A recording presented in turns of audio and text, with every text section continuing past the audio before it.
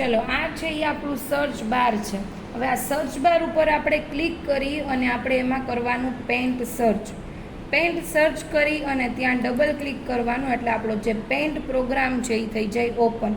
ત્યારબાદ અહીંયા ઘણા બધા શેપ્સ આપેલા છે. હવે આને ડ્રોપ ડાઉન કરો તો જેટલા શેપ્સ હશે એ બધા તમને અહીંયા બતાવશે. હવે આપણે જે શેપ જોઈએ છે એ એકવાર સિલેક્ટ કરી અને left key press long press કરી રાખશું એટલે આપણે જે સાઇઝનું જે શેપ જોઈએ છે એ આપણને અહીંયા બતાવશે. જેટલી સાઇઝનું જોઈએ છે ત્યાં સુધી રાખી અને લેફ્ટ કીને મૂકી દેવાની. ત્યારબાદ હવે એને કલર કરવો હોય તો અહીંયા ઉપર આપેલો છે તમને કલર બાર ટૂલ. એને સિલેક્ટ કરી અહીંયા કલર 1માં તમારે જે કલર જોઈએ છે એને સિલેક્ટ કરવાનું અને પછી અહીંયા જે સર્કલ આપણું છે એમાં આવી અને આપણે લેફ્ટ કી પ્રેસ કરી દેવાની એટલે જે કલર છે એ ફિલ થઈ જશે. એના પછી અહીંયા આપણને આપેલું છે સિલેક્ટ આપણે સિલેક્ટ કરશું અને પછી અહીંયાથી તમારે બોર્ડર આપી દેવાની.